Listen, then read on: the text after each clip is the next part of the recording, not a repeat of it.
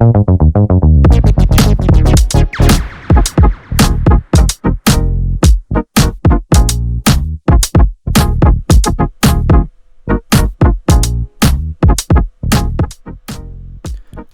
back to the final week of Season 4. Weekly targets are still the same. Net gain in safety rating, iRacing and a top 5 finish. Hoping to get above 1500 iRating and a 3 safety rating by the end of the season. At Charlotte Motor Speedway, Roval. Strength of field this time 16.10, so I'm now basically 2 or 3 seconds off the pace every race, which is challenging.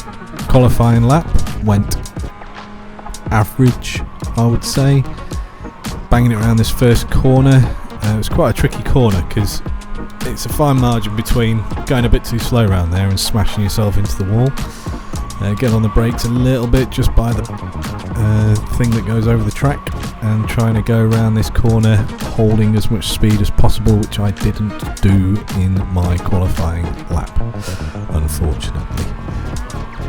Did okay on this corner, but again went a bit too wide there and didn't cut it enough on the apex. Held it reasonably well on this bit though. The feathering the throttle on that stretch is again a fine line between not maintaining enough speed and ending up with your face halfway through the wall.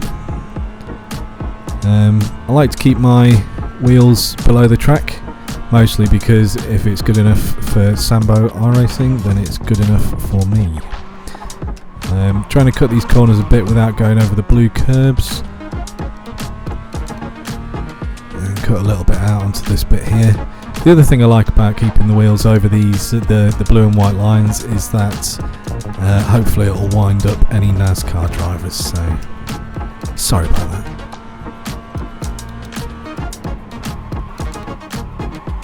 Now I didn't turn in quite early enough on that first corner, but still managed to hit the sort of 130 kph over the line, so not too bad, but still not a great time. 2.5 seconds off the pace, qualifying in 9th. So, how can we do? Final race of the season. I'm looking for a top 5 finish. I'm looking for points. I really want to finish well this season.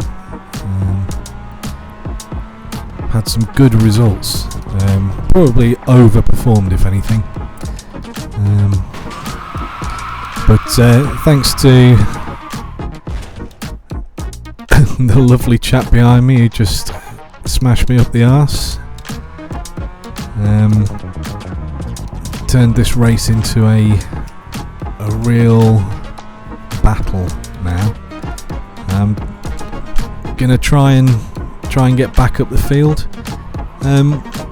My qualifying lap wasn't great, but actually when I get settled into this track, even though if I'm honest absolutely hate it, but then again it's mostly because of how close you have to get to pitting your car on some of these corners in order to actually maintain any sensible level of minimum speed through the corner. So yeah, difficult one now, but they're not out of sight, so that's what's keeping me going. I can still see them up there. All it's going to take is for a few of them to start swerving around a bit, and I might just be able to get up on the tail and make up a few places. This week I've only got time for one race because of work and life and, you know, the usual stuff that a man in his early 40s has to deal with. But yeah, I think I can at this point in the race I think I can finish at least maybe up 2 or 3 places. So trying to hunt down Zach at the moment. Let's see if the 3 ahead of me, who are probably gathered together a little bit, see if I can start picking them off as they fight for a midfield finish. There's not been any other incidents really so far. You can see in the top right with the TV view, there's not a lot else going on at the moment. I'm going to have to review the footage after the race just to see whether that shunt that I received on the first lap was worth protesting, to be honest. I only protest stuff if it is clearly a driver who needs some attitude adjustment or needs some advice from iRacing on what they need to do to make iRacing better for the people on the track around them. And that's one thing iRacing do quite well, I think. Possibly a controversial statement, but I think iRacing deal with protests quite well. They don't necessarily suspend people or whatever. Sometimes they provide advice on being a better driver and let them know what they need to do to improve. So I think that's a much better way of going about it than just suspending everyone who kind of does something wrong. Because we all make mistakes in races. I've made enough mistakes.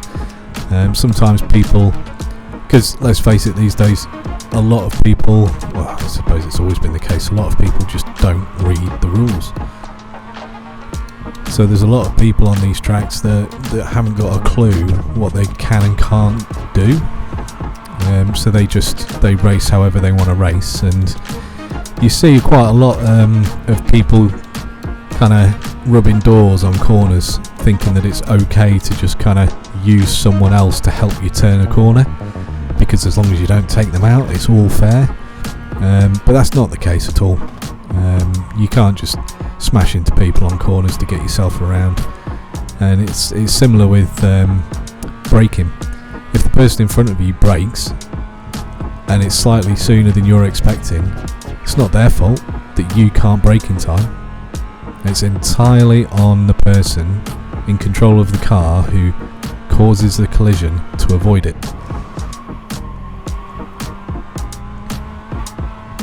That's not to say brake checks are okay though, but that's a little bit different to just braking slightly earlier than someone else. Everyone has a slightly different tolerance for braking and what have you. So, and there we go, there's our second place made up.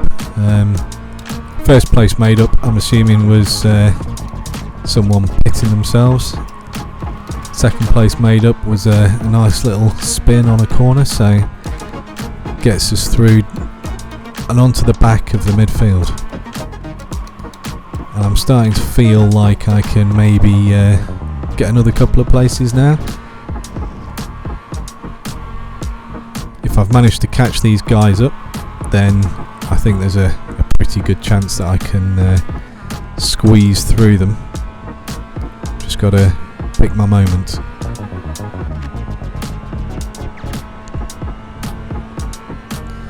One of the main challenges of this racetrack, I think, is the fact that people seem to like to overtake here. And I'm not sure why. If you can clearly outbrake someone, fine. If you can get a better exit from the sort of second apex, fine. But don't try and go too wide through either of those apexes. And it's the same here. A number of people that try and go too wide through here. Oh, there you go. They try and go too wide. What do they think is going to happen? Other than handing me places. So I'm quite pleased with that now. I'm up to 8th.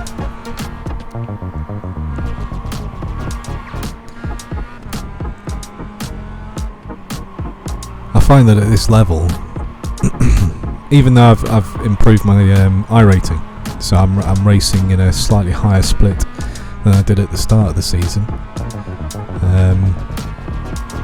I still find that most places are made up from other people crashing out. So it'll be interesting to see next season where I end up and whether that's still the case. I'm hoping not, because I want to improve my pace. I don't want to just get places from other people driving into walls and each other. So, but let's see what happens here. I've been observing what's going on, and it was around about this point that I decided that if I was going to start overtaking people on this track, I needed to be quite aggressive, but aggressive in a fair way if I can possibly do it. I don't want to be ruining other people's races. I don't think that's right. So let's see if we can get Thomas up in front. Nearly ran in the back of him there, but managed to hold off, although it did set me back a good second, which is a bit disappointing. And I've also got Zach chasing me down, so at this point I can see him in the mirrors, and I'm sandwiched between someone I'm chasing down and someone who's desperately trying to get past me, which is the fun of racing, isn't it? Really? So let's see if these two can hold each other up.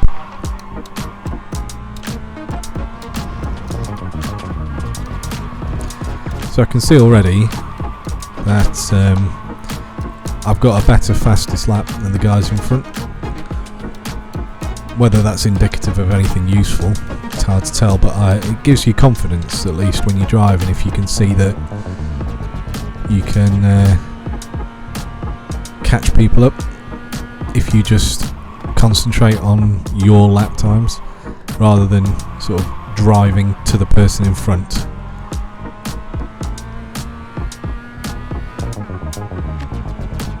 And let's see what we can do. Still not really close enough to attempt an overtake,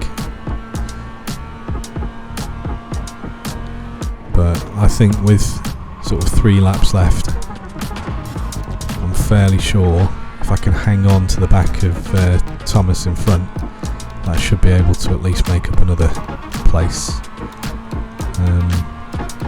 2 would be great, but at this point with the way they're driving in front, I'm not convinced I'll make up 2 places, but we'll see.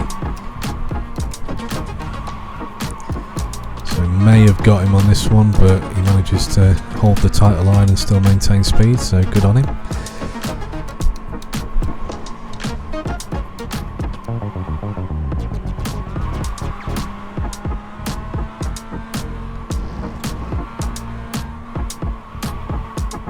Now he's cut this a little shallow. Yeah, we can perhaps get the run on him here. So this time, rather than go down right to the bottom of the apron, I'll sit on his tail and get the draft, hopefully. You don't get a huge advantage out of it there, but managed to outbrake him there into the chicane, and that's what I'm saying, not trying to go too wide.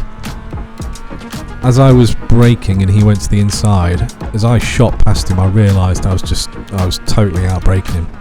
So quite fortunate there. I'm not sure why I guess he's seen everyone else trying to go too wide through there and thought I might try and nip him on the inside, so took the narrower line and was unable to then brake late enough to avoid being overtaken. But I will take that. P6 at the moment, 3/10 behind Andrew in front. Pretty sure I'm not going to make up the 8 seconds to 4th place. I can barely make up 8/10, so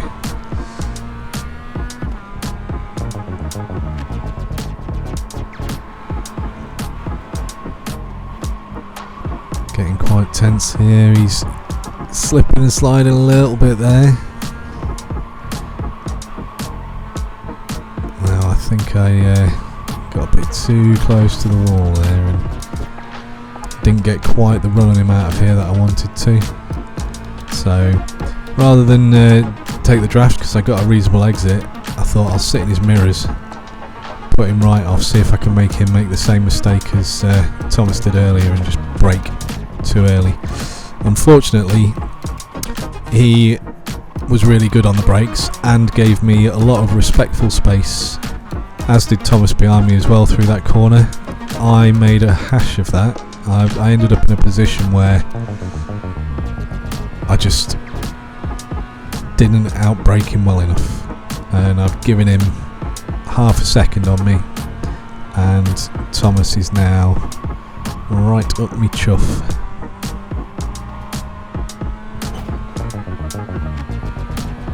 So how are we going to do this? I've gone full defensive now. I'm thinking there's no way I'm going to make up that almost 2 seconds to the guy in front. So what I'm doing now is mostly focusing on retaining 6th position. Now I know Thomas is pretty aggressive and pretty fast compared to me, so I need to be quite aggressive in my defence. I probably flew a bit close to the wire in terms of how I defended my position against him, but I didn't do anything illegal, shall we say, so, you know, not ideal having to defend like that, but at the end of the day I was holding on to this position with as much aggression as I could muster without being a dick about it. So here we go.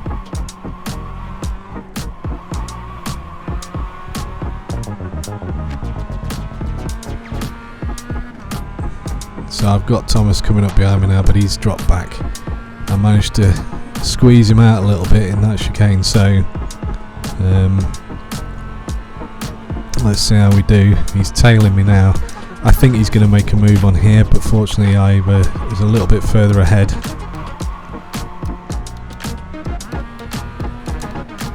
Now,